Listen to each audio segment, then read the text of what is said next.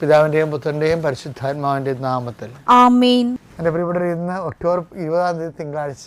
അമ്മേ പരിശുദ്ധമേ, അമ്മേ പരിശുദ്ധമേ, ദൈവമാതാവേ, കൃപാസനത്തിലൂടെ ഞങ്ങൾക്കും ഞങ്ങളുടെ ദേശത്തിനും അമ്മ മധ്യസ്ഥം തേടി തന്ന എല്ലാ അനുഗ്രഹങ്ങൾക്കും കൃപകൾക്കും ഞങ്ങളിപ്പോൾ ഹൃദയം നിറഞ്ഞ നന്ദി പറയുന്നു. അമ്മേ പരിശുദ്ധമേ, അമ്മേ പരിശുദ്ധമേ, ദൈവമാതാവേ, 2004 ഡിസംബർ 7 ഉച്ചകഴിഞ്ഞ് 2:30 കൃപാസനത്തിൽ സംഭവിച്ച അമ്മയുടെ പ്രത്യക്ഷപ്പെടലിനെ കുറിച്ച് തിരുസഭയ്ക്ക് സമർപ്പിച്ചിരിക്കുന്ന പഠനരേഖകളുടെ മേൽ സഭാത്മകമായ പഠനം ആരംഭിക്കുവാൻ ഞങ്ങൾ പ്രാർത്ഥിക്കുന്നു.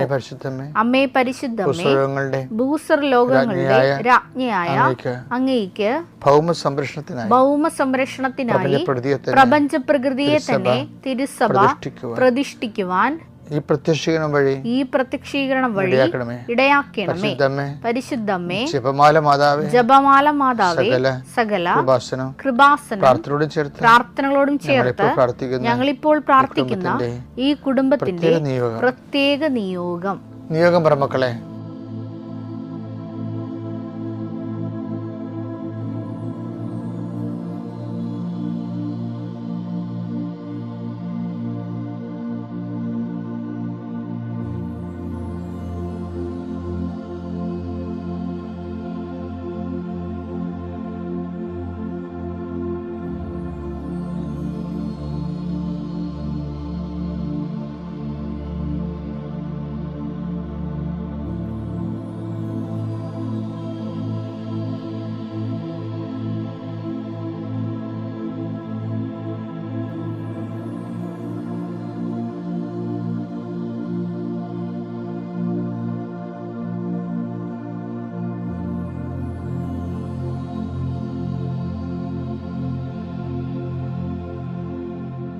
അമ്മയുടെ പ്രത്യക്ഷീകരണത്തിന്റെ ഈ അനുഗ്രഹവേളയിൽ ഞങ്ങൾക്ക് സാധിച്ചു തരുവാൻ കനിയണമേ. ആമേൻ. വിശ്വാസ പ്രമാണം. സർവശക്തനായ പിതാവും ആകാശത്തിന്റെയും ഭൂമിയുടെയും സൃഷ്ടാവുമായ ദൈവത്തിൽ ഞാൻ വിശ്വസിക്കുന്നു. അവിടുത്തെ ഏകപുത്രനും ഞങ്ങളുടെ കർത്താവുമായ ഈശോമിശിഹായിലും ഞാൻ വിശ്വസിക്കുന്നു. ഈ പുത്രൻ പരിശുദ്ധാത്മാവിനാൽ ഗർഭസ്ഥനായി കന്യകാമറിയത്തിൽ നിന്ന് പിറന്ന് പൊന്തിയോസ് പീലാത്തോസിന്റെ കാലത്ത് പീഡകൾ സഹിച്ച് കുരിശിൽ തറയ്ക്കപ്പെട്ട് മരിച്ച് അടക്കപ്പെട്ട് പാതാളങ്ങളിൽ ഇറങ്ങി മരിച്ചവരുടെ ഇടയിൽ നിന്ന് 3-ാം നാൾ ഉയർത്ത് സ്വർഗത്തിലേക്ക് എഴുന്നള്ളി സർവശക്തിയുള്ള പിതാവായ ദൈവത്തിന്റെ വലതുഭാഗത്തിരിക്കുന്നു. അവിടെ നിന്ന് ജീവിക്കുന്നവരെയും മരിച്ചവരെയും വിധിക്കുവാൻ വരുമെന്നും ഞാൻ വിശ്വസിക്കുന്നു. പരിശുദ്ധാത്മാവിലും ഞാൻ വിശ്വസിക്കുന്നു. വിശുദ്ധ കത്തോലിക്കാ സഭയിലും പുണ്യവാന്മാരുടെ ഐക്യത്തിലും പാപങ്ങളുടെ മോചനത്തിലും ശരീരത്തിന്റെ ഉയർപ്പിലും നിത്യമായ ജീവിതത്തിലും ഞാൻ വിശ്വസിക്കുന്നു. ആമേൻ. സുഖസ്ഥനായ ഞങ്ങളുടെ പിതാവേ, അങ്ങയുടെ നാമം പൂജിതമാകണമേ. അങ്ങയുടെ രാജ്യം വരണമേ. അങ്ങയുടെ തിരുമനസ് സ്വർഗത്തിലെ പോലെ ഭൂമിയിലും ആകണമേ. അന്നു വേണ്ടുന്ന ആഹാരം ഇന്ന് ഞങ്ങൾക്ക് തരണമേ. ഞങ്ങളോട് തെറ്റ് ചെയ്യുന്നവരോട് ഞങ്ങൾ ക്ഷമിക്കുന്നത് പോലെ ഞങ്ങളുടെ തെറ്റുകൾ ഞങ്ങളോടും ക്ഷമിക്കണമേ. ഞങ്ങളെ പ്രലോഭനത്തിൽ ഉൾപ്പെടുത്തരുതേ, തിന്മയിൽ ഞങ്ങൾ രക്ഷിക്കണമേ. ആമേൻ. നന്മ നിറഞ്ഞ മറിയമേ, സ്വസ്തി. കർത്താവ് അങ്ങയുടെ കൂടെ സ്ത്രീകളിൽ അങ്ങ് അനുഗ്രഹിക്കപ്പെട്ടവളാകുന്നു. അങ്ങയുടെ ഉദരത്തിൻ ഫലമായി ഈശോ അനുഗ്രഹിക്കപ്പെട്ടവനാകുന്നു.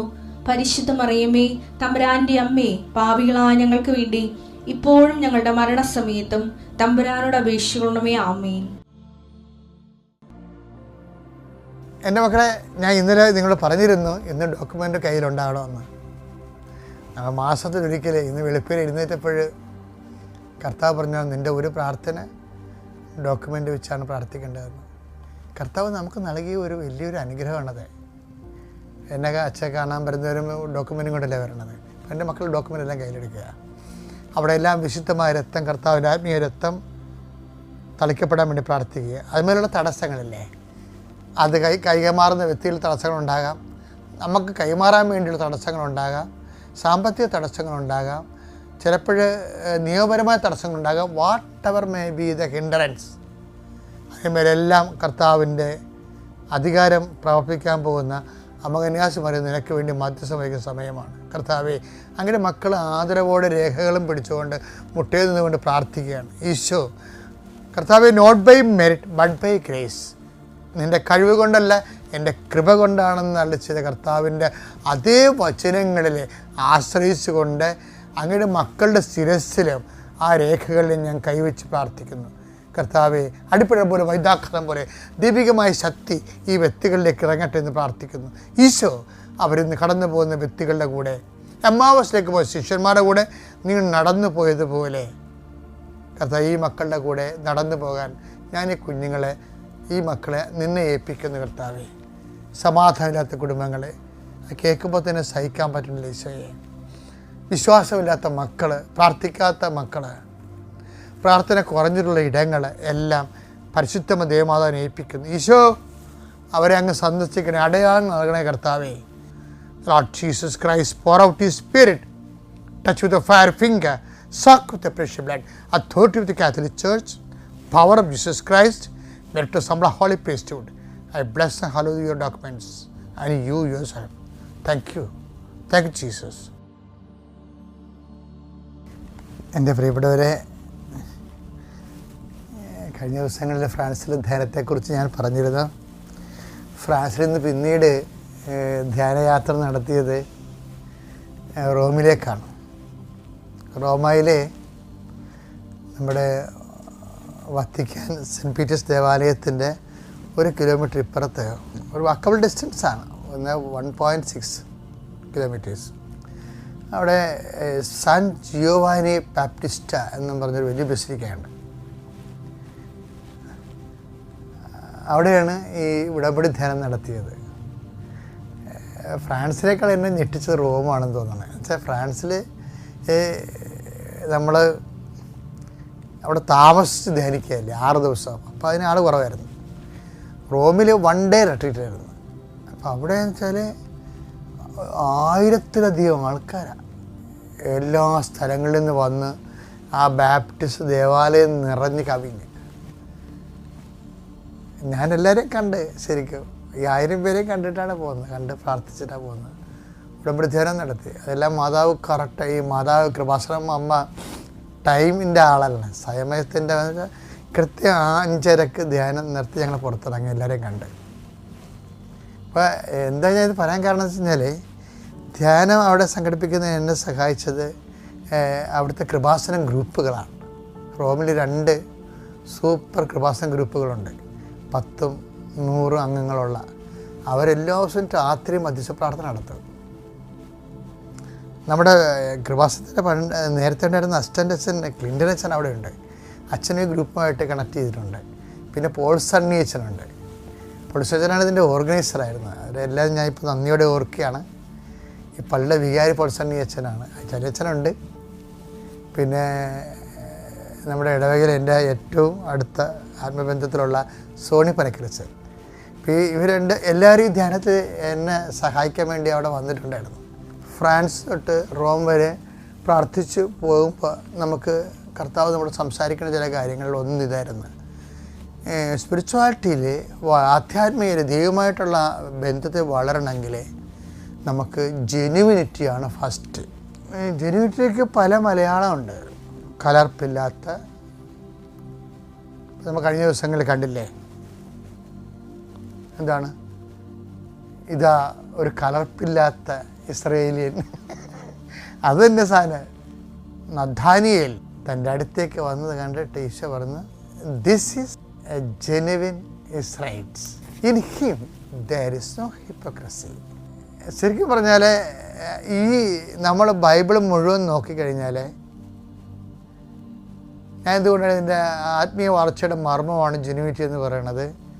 ബൈബിൾ മുഴുവൻ നോക്കിയാൽ ഈശോ ആദ്യം പറഞ്ഞത് എന്താണ്? ഫസ്റ്റ്. ഇപ്പം ഉടമ്പടി എന്ന് പറയണത് എന്താ ശരിക്കും പറഞ്ഞാൽ? കൃപാസനം നടക്കുന്ന മരിയൻ ഉടമ്പടി എന്താണ്? അവൻ പറയണത് പോലെ ചെയ്യുക. അപ്പം അവൻ പറഞ്ഞത് എന്താണ്? ആദ്യം പറഞ്ഞത് എന്താ? അവൻ അനുതപിക്കുക, സുവിശേഷത്തിൽ വിശ്വസിക്കുക. ഇത് ആദ്യം പറഞ്ഞതല്ല, അവൻ കൂടെ പറഞ്ഞുകൊണ്ടിരിക്കുന്നത് തന്നെയാണ്. മർക്കോസ് 1:15 അവൻ പറഞ്ഞു സമയം പൂർത്തിയായി, ദൈവരാജ്യം സമീപിച്ചിരിക്കുന്നു, അനുതപിച്ച് സുവിശേഷത്തിൽ വിശ്വസിക്കുവിൻ. അനുതപിച്ച് സുവിശേഷം, ഇതാണ് ആദ്യം പറഞ്ഞത്.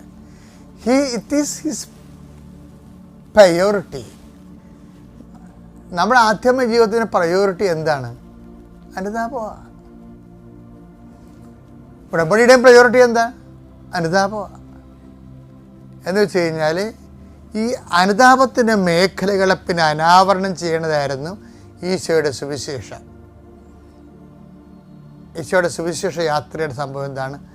അവൻ ആദ്യം പറഞ്ഞ് അനുതപിക്കുക, സുവിശേഷത്തെ വിശ്വസിക്കുക എന്ന് പറഞ്ഞ മർക്കോസിൻ്റെ 1:15 പ്രായോഗിക ആപ്ലിക്കേഷൻ ലെവലാണ് പിന്നീട് അനുതപിക്കുക, എന്തെല്ലാം കാര്യത്തിൽ അനുതപിക്കണം എന്ന് പറഞ്ഞതിന് ശേഷമാണ് അനുതപിക്കേണ്ട ഒരു മേഖലയിലേക്കാണ് പിന്നീട് അവൻ വരണത്. എന്താണ്? മൂന്നാമത്തെ വ്യക്തിയായിട്ട്, ആദ്യത്തെ വ്യക്തിയായിട്ട് കാണുന്നത് ജോൺ ദി ബാപ്റ്റിസ്റ്റ് അല്ലേ? യോഹന്നാൻ്റെ സുവിശേഷം പരിശോധിക്കുമ്പോൾ ആദ്യത്തെ വ്യക്തി ആരാണ്? ഈശോ യോഹന്നാൻ പരിചയപ്പെടുത്തുന്ന വ്യക്തി ജോൺ ദി ബാപ്റ്റിസ്റ്റ്. രണ്ടാമത്തെ ലേഖനത്തിൽ യോഹന്നാൻ ശ്ലീഹ വെളിപ്പെടുത്തുന്ന രണ്ടാമത്തെ പേഴ്സൺ ബ്ലെസ്ഡ് വെർജിൻ മേരി, മദറാണ്, അമ്മയാണ്. മൂന്നാമത് പരിചയപ്പെടുന്ന വ്യക്തിയാണ് നാഥാനിയേൽ.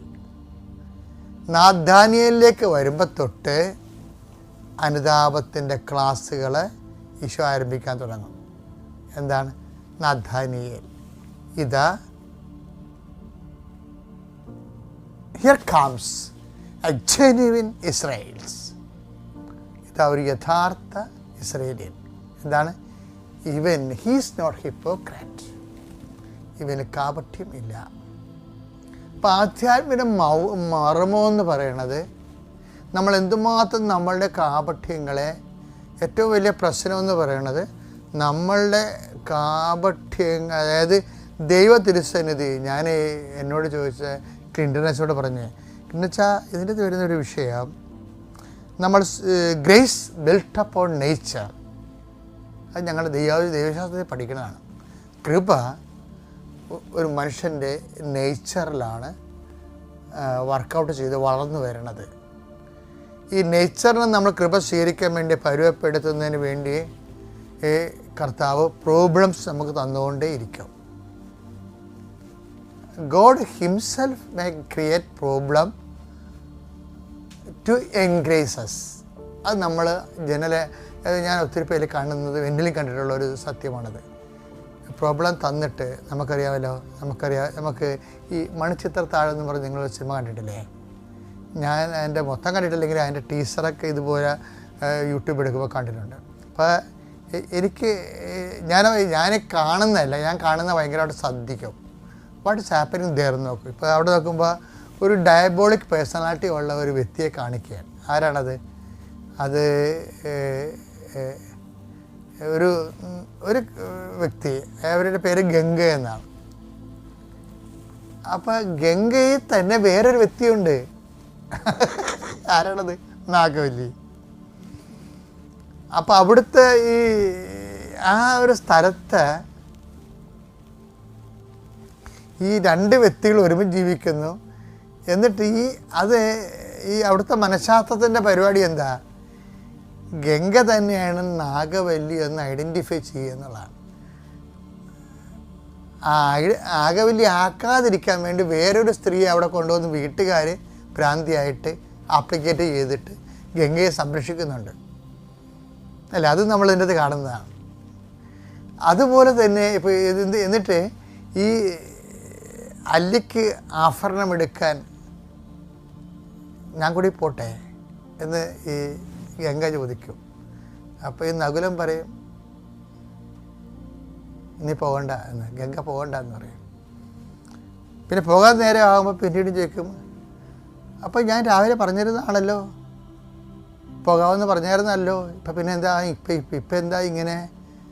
ഗംഗ പോകണ്ടെന്നല്ലേ ഞാൻ പറഞ്ഞത്. അപ്പോൾ അല്ലിക്ക് ആഭരണമെടുക്കാൻ ഞാൻ പോകണ്ടേ? എന്നെ വിടമാട്ടെ? ഇല്ല, ഗംഗ പോകണ്ട, വിട്ടമാട്ടെ എന്ന അപ്പോൾ ഇവരുടെ ഭാവങ്ങൾ മാറിയിട്ട് നാഗവല്ലി പുറത്ത് വരും. അപ്പോൾ എന്നിട്ട് ഈ നാഗവല്ലി അവർ ട്രീറ്റ് ചെയ്യുന്നുണ്ട് അവരവരുടെ രീതിയിൽ. സ്പിരിച്വാലിറ്റിയിൽ ഈ ഒരു പ്രശ്നമുണ്ട്, നമ്മുടെ ഉള്ളിലല്ല. അതുകൊണ്ടാണ് ഈ നെയ്യാൾ വരുമ്പോൾ ഉടനെ പറയണത് ഇവനിൽ നാഗവല്ലി ഇല്ലെന്ന് പറയും. ആരാണ്? നാദാനിയൽ വരുമ്പോൾ ഇവനിൽ നാഗവല്ലി ഇല്ല, ഇവനിൽ വേറൊരു കഥാപാത്രം ഇല്ല, ഇവൻ മാത്രമേ ഉള്ളൂ. ഇവനെ വർക്ക് ചെയ്യാൻ എളുപ്പമാണ് ദൈവത്തിന്. അസ്പേർ മർമ്മം അതാ. പക്ഷേ എന്നിട്ട് പറയും വേറൊരാളുണ്ടായിരുന്നു, അയാൾ എത്ര വലിയ ഉന്നതനാണെന്ന് പറഞ്ഞാലും അയാളുടെ വേറൊരു പേഴ്സണാലിറ്റി ഉണ്ട്, യാക്കോബ്. നമ്മൾ കഴിഞ്ഞ ദിവസങ്ങളിൽ കണ്ടതാണത്. യാക്കോബ് അയാൾക്ക് 2 പേഴ്സണാലിറ്റി ഉണ്ടെന്ന് പറയും. ഈ 2 പേഴ്സണാലിറ്റി ഉണ്ടെങ്കിൽ ഈ ലൂർദ് തൊട്ട് ഹുറോം വരെ അമ്മ പറഞ്ഞുകൊണ്ടിരുന്നതും ഈശോ പറയാൻ വേണ്ടി പ്രേരിപ്പിച്ചുകൊണ്ടിരുന്നതുമെല്ലാം ധ്യാനിപ്പിക്കുമ്പോൾ നിൻ്റെതായാലും മറ്റുള്ളവരായാലും ഈ ഡബിൾ പേഴ്സണാലിറ്റിയെ ട്രീറ്റ് ചെയ്യണമെന്ന് വചനം. അതിനെ അഡ്രസ്സ് ചെയ്യണം. ഇന്നല്ലെങ്കിൽ നാളെ നമ്മുടെ ഒരു അതർ മേനെ നമ്മൾ കൺഫ്രണ്ട് ചെയ്യേണ്ടി വരും. അപ്പോസ്തലന്മാരിലും ഉണ്ട് ഇതുപോലെയുള്ള ഒരു പ്രശ്നങ്ങൾ, അപ്പോസ്തലന്മാരിലും ഉണ്ട്.